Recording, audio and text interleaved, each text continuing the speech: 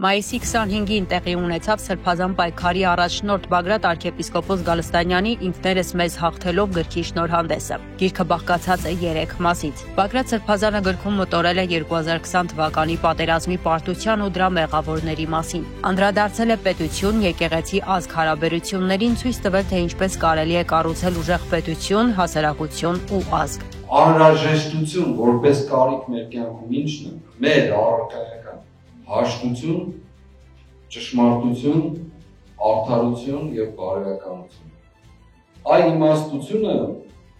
բարձրագույն արժեքներով, այո, առանց բարոյականության իմաստություն գոյություն չունի, չկա։ Եվ այսօրվա ամենամեծ խնդիրը մեր կյանքում հենց այդ վարքագծային իմաստով նաեւ բարոյականությունն է, որից էլ բխում է մնացած բոլորը։ Իմաստության մասին Սուրբ Գիրքը ինչ է ասում։ Հստակ կերպով ասում է իմաստության սկիզբը Տիրոջ երկյուղն է։ Տիրոջ երկյուղ չկա, իմաստություն էլ չկա, որովհետև կգործես առանց որևէ